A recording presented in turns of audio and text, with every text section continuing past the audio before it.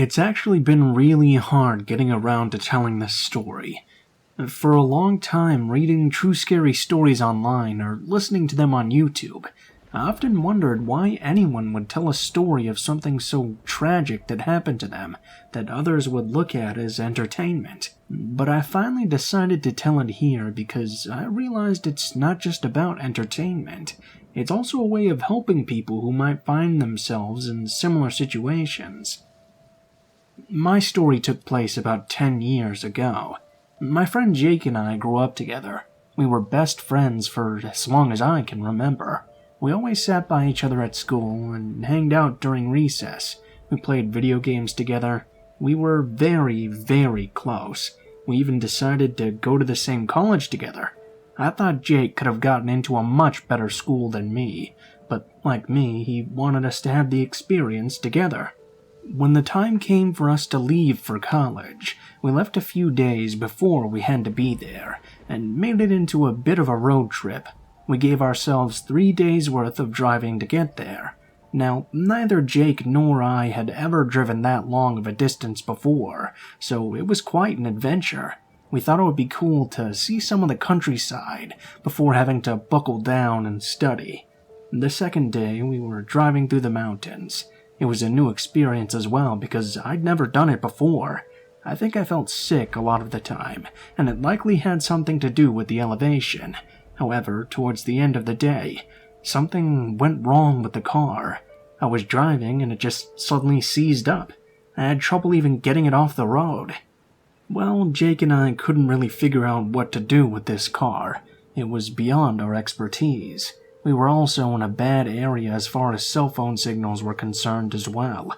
We didn't know how far away we were from a gas station either, so we decided that one of us would hitchhike to a gas station and get some help. All of our belongings were in the car and in the trailer attached, so one of us had to stick with it. Jake decided that he would be the one to go and find help. It took a while before a car picked him up. By that point, there wasn't much sunlight left. So I just sat in the driver's seat and waited. The sun went down. A state trooper at one point pulled up to the car and I had a chat with him. I let him know what was going on and that my friend had hitched a ride to try and get help. He took some information and said he would drive to the gas station and see if my friend had arrived there yet. Apparently, about 30 miles away there was a station with a garage, and they could have towed our car for us. The driver asked how long I had been waiting, and I let him know that at that point it had been over 3 hours. This would have been enough time for the car with my friend to go to the gas station, get the tow truck, and be back 3 times over. When the officer left, I was very concerned. When the officer was gone for quite a long time, I began to get even more concerned. It was dark out, and for the first time I felt truly alone. It was an odd and unpleasant feeling. But I also sort of felt that I didn't want the officer to come back, because somehow I knew it would be bad news. It was nearly 2 hours later that the officer finally came back. He had the tow truck with him, and I was relieved. I was sure that Jake was with them. However, when the officer came to my car, I saw that he wasn't there. He informed me that no one had stopped at the gas station to get a tow. He also checked to see if anyone had seen the car with Jake in it. No one was able to pull it up from memory. The car was towed. While it was being worked on, I had to go to the police station to file a report. They had to call Jake's parents and let them know he was missing. I got a motel room in the area. I put off the trip because I was worried about my friend. I spent 4 days in that motel, freaked out and worried I might never see him again. Finally, though, the police came to talk to me. The car that Jake had gotten a ride from was found in a grocery store parking lot. Jake was in the trunk. He was naked, beaten, bloody, and unconscious, but somehow he was still alive. He was in a coma for about a month before he gained consciousness again, and even after that, it was weeks before he was able to recognize me or anyone, and even longer before he was finally able to recall what happened. I don't want to go into too much detail, but the people that had picked him up had stolen the car they were driving. They robbed him of his money and credit cards and cell phone. It was actually due to the cards that they were eventually caught. There were 2 men, and one of them is still in jail. I didn't go to college that year, but I am happy to tell you that the following autumn, Jake and I finally made it to college together. This time, however, we flew, and his parents came with us. We spent all 4 years roomed together, and are still best friends to this day. Hitchhiking for any reason is a really bad idea. If Jake and I had waited, the officer would have eventually come upon us, and my friend would have never had this happen.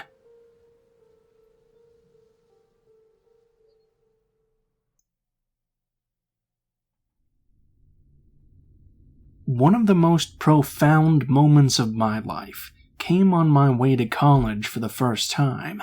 I was only 18 years old, and it was my first time leaving home. I had been at college grounds once before, but it was with my parents with me. I left on a drive across the country in an old car, and by myself for the first time ever. I have to admit being both excited and terrified, more than I had ever been in my life up until that point. About 2/3 of the way through the trip, I was traveling through a mountainous region. I'm not too comfortable explaining exactly where it is, so I hope you'll forgive me for that. But going through the area, I ran into a bit of car trouble. I was far enough from any town or exit that I wasn't going to have a chance trying to walk, so I was worried about what exactly was going to happen. My cell phone couldn't get any sort of signal, so it wasn't like I was able to call for help either. However, a small pickup truck pulled over eventually, and 2 guys a bit older than me got out and helped me. After about an hour of fiddling around with my car, I call it fiddling because I honestly just don't understand what they were even doing, they fixed it right up. I offered to pay them for it, but they refused to accept anything. They just asked me to pay it forward. I assured them that I would, and honestly, I fully intended to, but making a promise when you're in the situation isn't really as easy as keeping it when you're not. A full 2 years of college went by, and I could honestly say that I didn't do anything that even once might consider repayment of the good deed. I, in fact, largely forgot about it. I was driving home for Thanksgiving in the fall of my junior year old college. This, of course, took me right back to the same mountainous area. Driving through a rather lonely stretch of road, I noticed something up in the distance, on the right side of the road. A car had pulled over, and someone had popped the hood up, working on it. Immediately, everything from the experience I'd had 2 years earlier came flooding back. I remembered how grateful I was to the kindness of the 2 men who had stopped to help me for nothing. I also remembered my agreement to pay it forward. So of course, realizing that it had been over 2 years, and I hadn't done anything to pay the favor back, I imagined how good I would feel doing it. Still, with all the thought, I didn't decide right away. I was going downhill on the road, and the car was on the uphill side, right before I was to hit a tunnel. I changed my mind back and forth before ultimately I decided to stop and help, and the decision was made only seconds before I actually stopped the car. Rather than wait for me to get out, the man immediately came from under the hood of the car and began walking towards my passenger door. I found this odd, as I hadn't offered him a ride. I mean, I was going to since I didn't have the ability to work on his car for him. But it was strange that he would just automatically assume this. I still remembered, though, that I was trying to do a good deed here, so I unlocked the passenger side door. As the man approached the door and was about to lift the door handle, I noticed some movement from the back of the truck. It looked to me like a second person, crouched down, had moved from the back of the truck to the back of my car. I mean, I wasn't completely sure, but it was enough to make me react and quickly lock the passenger side door before the first man pulled up the handle. I guess he hadn't actually expected me to lock it again, because he stumbled back a bit. I noticed that he had a gun in the waistband of his pants. The man behind my car had obviously expected the door to open. He had quickly moved over to the driver's side door, which I had locked just a moment before. He had a knife in his hand. I saw the first man reach for his gun, but not before I hit the gas and took off past the 2 men, and into the tunnel.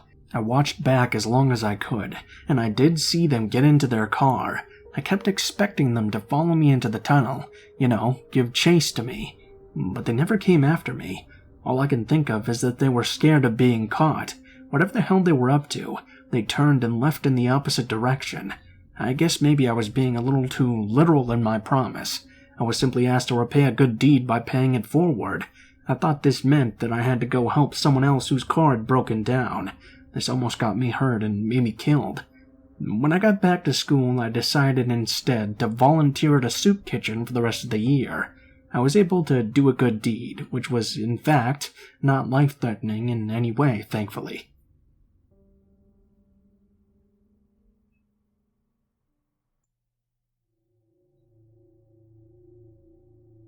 This happened back when I was a teenager. My best friend turned 16, and his parents went and bought him a car. Well, once that happened, we were always out driving somewhere. I mean, if you had a car around when you were that age, you'd understand what I mean. Once you get a taste of that sort of freedom, it's like a drug and you take it all the time. So this happened on a weekend night. We had gone and grabbed a bite to eat. Neither of us really felt like going home. We lived in a suburban area, and we weren't really supposed to drive too far away. We also were not supposed to drive on the freeway either. However, we were bored teenagers, and we figured there was no way our parents would figure out what we had done, so we got on the freeway and thought we'd take it to the city. Our inexperience caused us to make a really big mistake, though. We drove into the city on the interstate. We spent a little bit of time there and on the way back, unbeknownst to us at the time. We got on the wrong one. We kept expecting to get back to the area we lived in, but the further and further we drove, we came to the conclusion that we must have gone down the wrong road. After discussing a little bit, we decided we'd take the next exit and try to find a gas station or something to ask for directions back to the right area. So without thinking to look and see if there was a sign for a gas station at the next exit, we just took it. Well, there were no businesses right at the exit, but we didn't want to get back on the interstate, so we drove down the road trying to find some place. I can't tell you how long we were driving. We came across a few houses here and there. There were some stores and small diners here and there as well, but it was extremely late and they were all closed. Both of us began to panic, not really sure what we were supposed to do. We eventually decided the best thing to do would just be to turn around, drive back to the interstate, find an exit with a gas station, and hope we made it without running out of gas. So we turned on the next road, which was very thin. We figured we would get to the first driveway and turn around in that. I tried to tell my friend to just pull out of the road, but he didn't want to do that. So our situation, which was bad in the beginning and kept getting worse, just got worse once again. The road was so dark and thin, it didn't appear to have any driveways on it either. We were both tense and scared. It was then that we saw something up ahead of us. There were two men walking towards us on the side of the road. We thought this would be good and that we would be able to ask them if there was a place to turn around. However, they froze when they saw us, and after a moment, ran off into the woods. We were confused, but there could have been many reasons for this, so we kept on driving. Very soon, though, we saw an old pickup truck laying in a ditch on the side of the road. As we drove by it, and I saw it, I felt my chest tighten up a bit. There was someone sitting in the driver's seat. However, the person was not moving, and their head was lolled back. There also looked to be blood on the door of the truck. We passed it and eventually came to our driveway. We used it to turn around and drive back. When the truck on the side of the road came into view, we noticed that the two men who had run into the woods were there at the truck.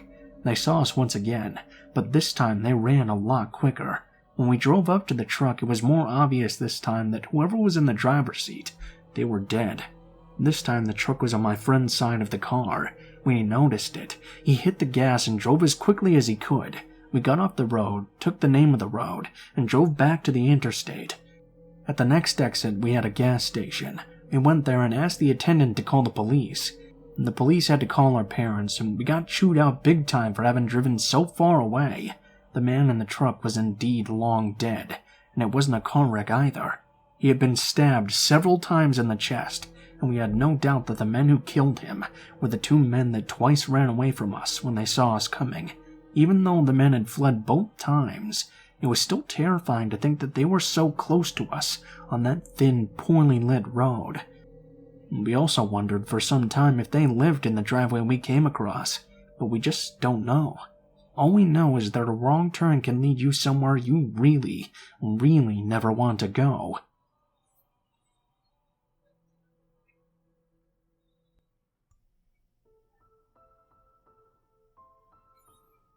What is up, guys? Blue Spooky here, as always. Thank you guys so much for watching, especially if you made it this far to the end of the video. Sorry I've been kind of quiet lately and haven't been posting as much. I've just been kind of tired and focusing on school, and the new Monster Hunter came out as well recently, so I've been really addicted to that and just get carried away sometimes. I'm really sorry about that, but I'll try to get back to posting every other day or so, and hopefully do some more creepypastas as well. I know it's been quite a while since I did one of those, a couple of months at least. In addition, tomorrow is my birthday, and it's also the day that my copyright strikes run out, so I can do stuff again. I know I haven't done anything on the second channel yet, but that's just because I've been really busy, but summer is coming up and I'll have a lot of free time, so I should be able to do more stuff there, as well as more scary videos as well. Maybe I'll try to do a true crime series or something. Special thanks in this video to my artist friend Alan, who always does my thumbnails for all of my work. The links to his social media will be in the description below, in case you want to check him out for a commission or just to buy some of his artwork or something like that. He does really great stuff. In addition, I want to thank my friend KillerOrangeCat for allowing me to use some of his stories in this video as well, since Let's Not Meet stories are not the most accessible these days for me. That said, guys, links to all of my social media are in the description below, as always. Please be sure to check them out and send me a message if you feel like talking to me. I'll try to respond as quickly as possible, although if you message me on Facebook, I tend to be a little lackluster at answering on there sometimes, because I just don't check it as often as the others. In addition, you can send your own stories to my social media and I'll read them in my videos as well. If you do decide to send in a story, please be sure to include in the tagline what the name of the story is if it has one, what type of story it is if it has one, and how you would like to be credited in the description of the video the story appears in. If you're curious about the music used in this video, it's listed in the description below and in the order it appears as well, with links to the artists themselves.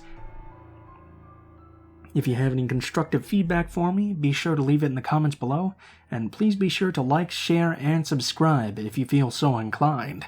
I think that's everything, so thank you guys so much for watching, and I hope you guys have a great day.